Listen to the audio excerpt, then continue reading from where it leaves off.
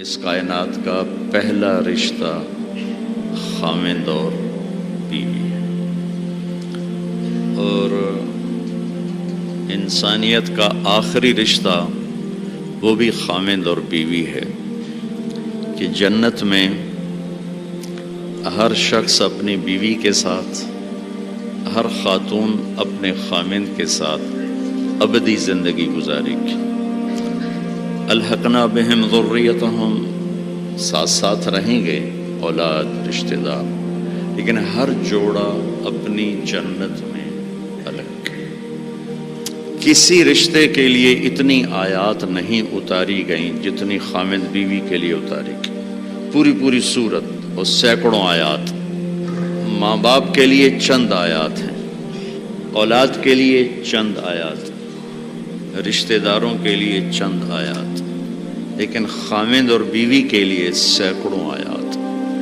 دو وجہ سے اس کو زیادہ پھیلایا گیا ہے، ایک اس کی اہمیت، ایک اس کی نزاکت۔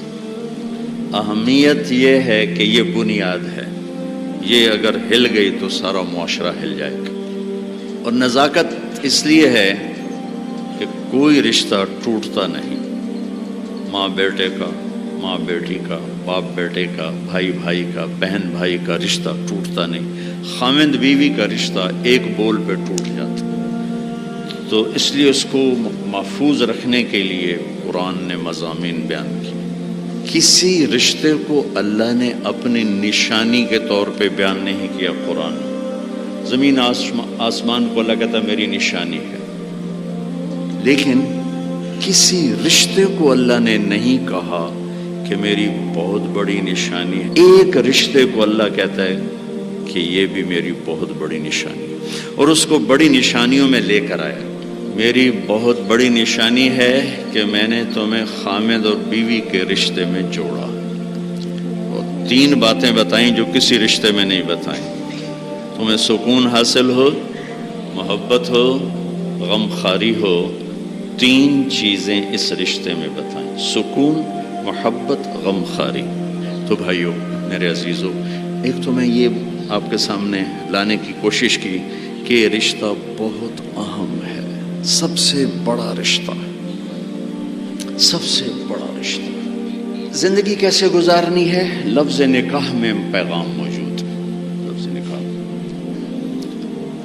عربی ایسی زبان ہے جہاں ہر لفظ جہاں لگایا گیا ہے وہاں پورا پیغام لے کر آتا ہے، پورا پیغام۔ تو میں سوچتا تھا کہ اس رشتے کے لیے لفظ نکاح کیوں ہے، تو مجھے اتنی خوبصورت مناسبت ملی۔ نکاح کا مطلب ہے دو چیزوں کا یکجان ہو جانا، دو چیزوں کا یکجان ہو جانا، اور بارش کے پانی کا زمین میں جذب ہو کر یکجان ہو جانا، نیند کا آنکھوں میں اتر کر سلا کے یکجان ہو جانا، مرد کا عورت پہ اعتماد کر کے ایک جان ہو جانا، درخت کی شاخوں کا ایسے آپس میں مل جل کر یکجان ہو کر چھاؤں بنا دینا، یہ ہے لفظ نکاح۔ مرد کے خوبصورت اخلاق جو دھیمی بارش کی طرح عورت کے دل پہ اترتے ہیں، جو زمین ہے اور وہ ایک سرسبز کھیتی بن جاتی ہے۔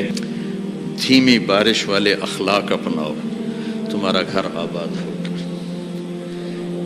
اخلاق بارش کی طرح ہیں اور بیوی زمین کی طرح ہے، اس کا دل تمہارے اخلاق سے متاثر ہو، نیند کا آنکھوں میں اتر جانا اور سلا دینا۔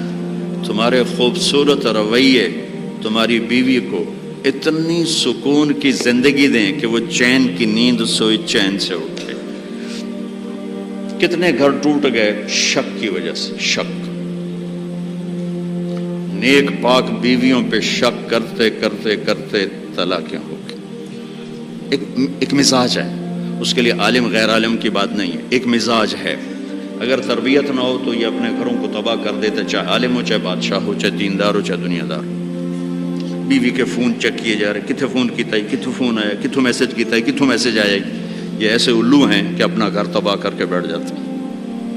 اعتماد کرنا، اعتماد دینا۔ اور چوتھا مطلب ہے شاخوں کا جڑ کے چھاؤں بنا دینا، جس کے نیچے نسل پروان چڑھتی۔ خاوند بیوی کے خوبصورت رویے اور اخلاق جو یوں مل کر ایک چھاؤں بناتے ہیں اور اس چھاؤں میں اگلی نسل پروان چڑھتی ہے۔